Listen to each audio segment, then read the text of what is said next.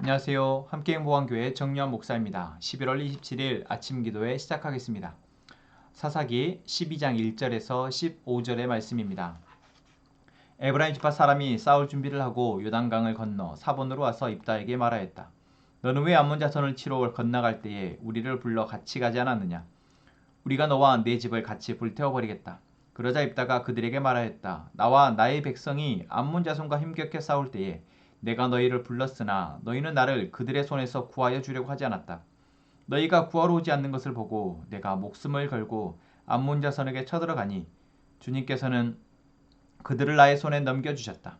그런데 어찌하여 오늘 너희가 이렇게 올라와서 나를 대항하여 싸우려고 하느냐? 입다는 길라 사람들을 모두 불러 모아 에브라임 지파 사람들과 싸워 무찔렀다. 에브라임 사람들은 평소에 늘 길라 사람들을 보고 너희 길라 사람은 본래 에브라임에서 도망친 자들이요 에브라임과 므낫세에 속한 자들이다 하고 말하였다. 길라 사람들은 에브라임 사람을 앞질러서 요단강 나루를 차지하였다. 도망친 에브라임 사람이 강을 건너가게 해달라고 하면 길라 사람들은 그에게 에브라임 사람이냐고 물었다. 그가 에브라임 사람이 아니라고 하면 그에게 시볼렛이라는 말을 발음하게 하였다. 그러나 그가 그 말을 제대로 발음하지 못하고 시볼렛이라고 발음하면 길앗 사람들이 그를 붙들어 요단강 나루터에서 죽였다. 이렇게 하여 그때 죽은 에브라임 사람의 수는 4만 2천이나 되었다. 길앗 사람 입다는 6해 동안 이스라엘의 사사로 있었다. 입다는 죽어서 길앗에 있는 한 성읍에 묻혔다. 그 뒤에 베들레헴의 입산이 이스라엘의 사사가 되었다. 그에게는 아들 30명과 딸 30명이 있었는데 딸들은 다른 집안으로 출가시키고 며느리들도 다른 집안에서 30명을 데려왔다. 그는 7해 동안 이스라엘의 사사로 있었다. 입사는 죽어서 베들레헴에 묻혔다. 그 뒤에 스불론 사람 엘론이 이스라엘의 사사가 되었다. 그는 10년 동안 사사로 있으면서 이스라엘을 다스렸다. 스불렛 사람 엘론은 죽어서 스불론 땅에 있는 아얄론에 묻혔다. 그 뒤에 비라돈 사람 힐렐의 아들 압돈이 이스라엘의 사사가 되었다. 그에게는 40명의 아들과 30명의 손자가 있었는데 그들은 나귀 70마리를 타고 다녔다. 그는 8해 동안 사사로 있으면서 이스라엘을 다스렸다. 비라돈 사람 힐렐의 아들 압돈은 죽어서 아말렉 사람의 산간지방에 있는 에브라임의 땅 비라돈에 묻혔다. 아멘. 네, 오늘 사사기 12장에서는 입다와 암몬 자손의 싸움 후에 일어난 일을 이야기하고 있습니다. 이 일은 바로 에브라임 지파가 입다에게 따지러 오는 것입니다. 왜 너희들이 암몬 자손과 싸울 때 우리 에브라임 지파를 부르지 않았느냐라는 것이죠. 이 장면은 아마 여러분들이 기억하실 겁니다. 기드온과 미디안의 싸움 때도 똑같이 있었던 일이죠. 그때 기드온은 에브라임 지파의 면을 세워주면서 당신들이 뒤늦게지만 더 훌륭한 일을 했습니다. 라고 세워주면서 그들을 세워주면서 잘 마무리했었습니다. 그런데 에브라임 지파는 오늘 입다에게 또다시 그러한 무례한 항의를 하고 있는 것입니다. 더 심하게 너희가 우리와 함께 암몬 자손과 싸우지 않았는데 내가 너와 내 자손을 다 죽이겠다. 너와 내 집을 다 죽이겠다라고 집을 불태워버리겠다라고까지 말하고 있는 것이죠. 이 모습을 보면서 여러분 어떤 생각이 드십니까? 에브라임 지파라는 사람들은 이 지파의 사람들이 갖고 있는 어떤 기질 또는 그들이 갖고 있는 어떤 문화 또는 그들이 주변에 있는 지파들을 생각하는 태도를 우리가 볼 수 있습니다. 일단 그들이 숫자도 많고 또 군사도 좀 많아서 그랬던지 다른 지파들을 조금 얕잡아 보고 있습니다. 특히나 이 길앗 사람들, 입다가 속해 있는 길앗 사람들에 대해서는 더 낮게 보고 그들에 대해서 비하하는 듯한 표현들을 하고 또 실제로 그들의 일상에서 그들을 조금 비하하는 태도로 지내왔다라는 것을 우리는 성경을 통해서 볼 수 있습니다. 그렇기에 이 입다가 암몬 자손을 물리치고 나서 정말 힘겹게 싸우고 온 사람에게 왜 우리와 함께 싸우지 않았느냐라고 하면서 이제 힘이 다 빠졌을 테니 내가 너희들을 다 불태워서 너희들이 승리한 그 전공을 다 가로채겠다라는 심산으로 이렇게 말하고 있는 것이죠. 여기에서 우리는 오늘 해설에서도 그러한 이야기들을 하고 있지만 우리가 그리스도인으로서 하나님의 택함 받은 백성으로서 우리의 삶을 살아갈 때에 무엇을 위해서 살아가느냐, 어디에 눈에 불을 켜는지에 대해서 한번 생각해 보기를 원합니다.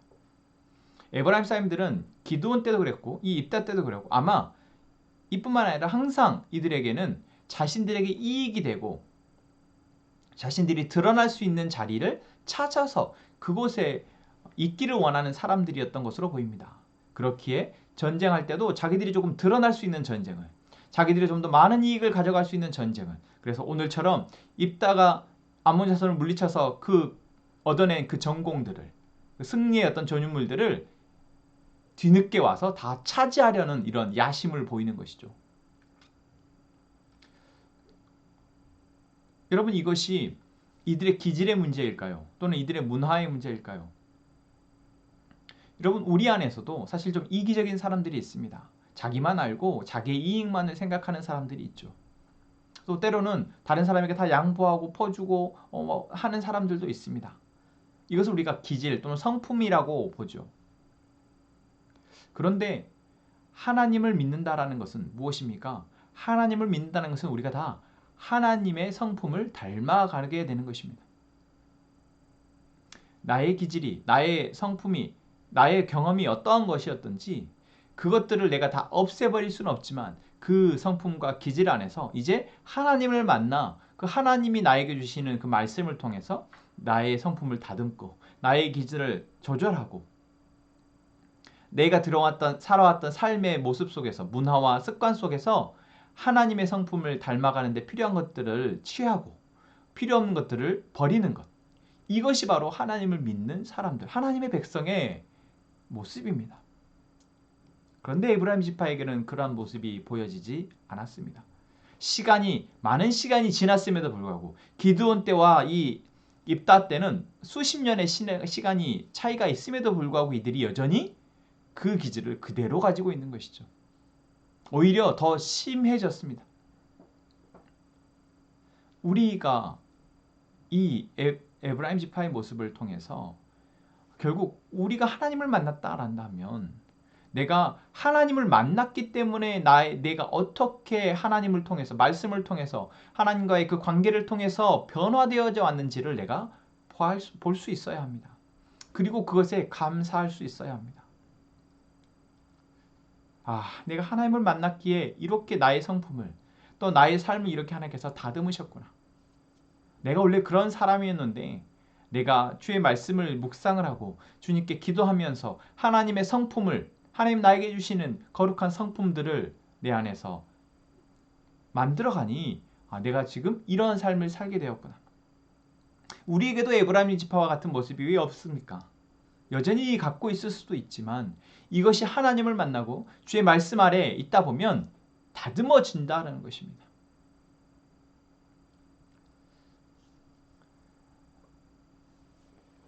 그리고 그런 사람들은 이제 삶의 목표와 삶에서 바라보는 곳이 바로 달라집니다.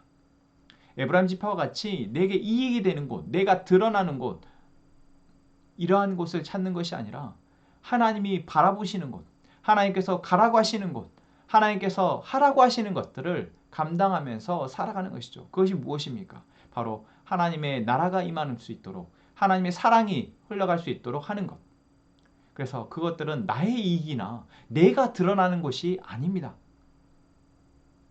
바로 하나님이 드러나고 하나님의 사랑이 흘러가는 것. 그것을 위해서 살아가는 것. 그게 바로 그리스도인, 하나님을 믿는 사람이다라는 것이죠. 여러분, 오늘 하루 내가 지금 어디에 눈에 불을 켜고 있는지 살펴봤으면 좋겠습니다.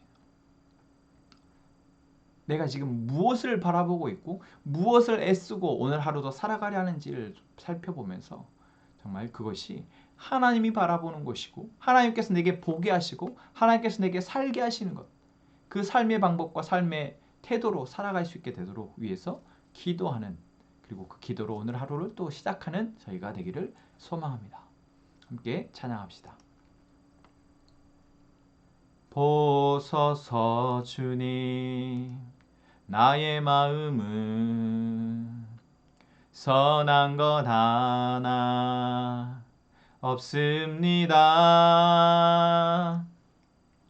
그러나 내 모든 것 주께 드립니다.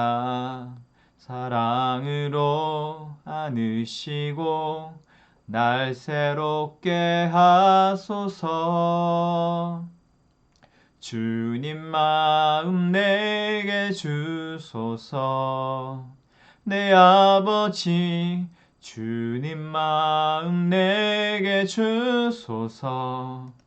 나를 향하신 주님의 뜻이 이루어지도록 주님 마음 내게 주소서. 보소서 주님 나의 마음은 선한 것 하나 없습니다. 그러나 내 모든 것 주께 드립니다. 사랑으로 안으시고 날 새롭게 하소서. 주님 마음 내게 주소서. 내 아버지 주님 마음 내게 주소서. 나를 향하신 주님의 뜻이 이루어지도록 주님 마음 내게 주소서. 내게 사랑을 가르치소서. 당신의 마음으로 용서하게 하소서. 주의 성령 내게 채우사 주의 길 가게 하소서. 주님 당신 마음 주소서. 주의 성령 내게 채우사 주의 길 가게 하소서. 주님 당신 마음 주소서. 주님 마음 내게 주소서. 내 아버지 주님 마음 내게 주소서. 나를 향하신 주님의 뜻이 이루어지도록 주님 마음 내게 주소서. 아멘. 하나님, 우리의 마음이 이익이 있는 곳을, 내가 드러나는 곳을 향하기보다 하나님의 시선이 머무는 곳을 향할 수 있게 해주십시오. 그리고 우리가 그것을 사랑으로 살아내고 사랑으로 품을 수 있게 힘을 주십시오. 하나님, 우리 공동체가 하나님의 인도하심을 믿고 우리가 하나님이 우리에게 보여주시는 곳을 믿음으로 나아갈 수 있는 믿음의 공동체 되기를 원합니다. 어디에서든 우리가 예배할 수 있고 어디에서든 주의 말씀으로 사랑의 삶을 살아낼 수 있는 그러한 믿음의 공동체 되기를 원하오니 하나님, 우리에게 하나님의 마음을 허락하여 주시고 같은 마음으로 믿음의 길을 나아갈 수 있도록 도와주옵소서. 우리 최성희 형제, 문지연 자매, 그리고 연비, 사내 가족을 위해서 기도합니다. 하나님, 이 가족 안에 하나님의 계획하심을 드러내시며 그 계획하심을 이루어지기까지 믿음으로 잘 인내하게 하시고 또한 그 길 가운데 기도함으로 하나님이 일하실 것을 볼 수 있도록 도우시옵소서. 하나님, 우리가 각자의 기도 제목이 있습니다. 우리가 고민하고 문제되고 우리를 힘들게 하는 문제, 기도의 제목들, 주님 그 안에서 하나님의 뜻을 발견하게 하시고 하나님의 뜻이 이루어지도록 위해서 기도할 때 하나님 우리에게 인내하며 이겨낼 수 있는 힘을 주시옵소서. 우리 함께 기도합시다.